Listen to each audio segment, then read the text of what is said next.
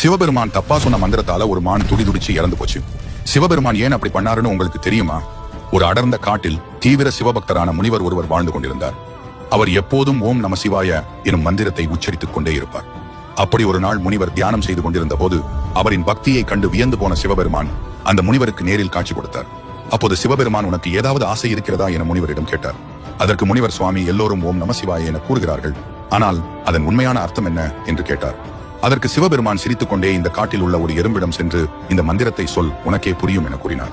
முனிவர் எறும்பிடம் ஓம் நம சிவாய என கூறியதும் அடுத்த நொடியில் அந்த எறும்பு இறந்து கீழே விழுந்தது. இதைக் கண்டு அதிர்ச்சி அடைந்த முனிவர் சிவபெருமானிடம் சென்று இதை பற்றி கூறினார்.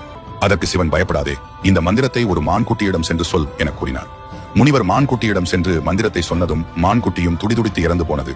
பதறிப்போன முனிவர் ஓடி வந்து சிவபெருமானிடம் இதை பற்றி கூறினார். அதற்கு சிவபெருமான், பதற்றம் வேண்டாம், புதிதாக பிறந்த ஒரு குழந்தையிடம் சென்று இந்த மந்திரத்தை சொல் என கூறினார். முனிவர் சற்று பதற்றத்தோடு மனதை கல்லாக்கி கொண்டு அருகில் இருந்த குழந்தையிடம் சென்று ஓம் நம சிவாய எனும் மந்திரத்தை சொன்னார். அப்போது அந்த குழந்தை, என்ன சாமி, நீங்கள் மீண்டும் வந்துவிட்டீர்களா என கேட்டது. இதை கேட்டு அதிர்ச்சி அடைந்த முனிவர், இது எப்படி சாத்தியம் என புரியாமல் நின்றார். அப்போது அந்த குழந்தை சொன்னது, நான் முதலில் எறும்பாக இருந்தேன், நீங்கள் என் காதில் சிவ மந்திரத்தை சொன்னதும் நான் மானாக பிறந்தேன், மீண்டும் என் காதில் சிவ மந்திரம் சொன்னதும் குழந்தையாக பிறந்தேன், இப்போது நீங்கள் மந்திரத்தை சொன்னவுடன் எனக்கு ஞானம் வந்துவிட்டது என கூறியது.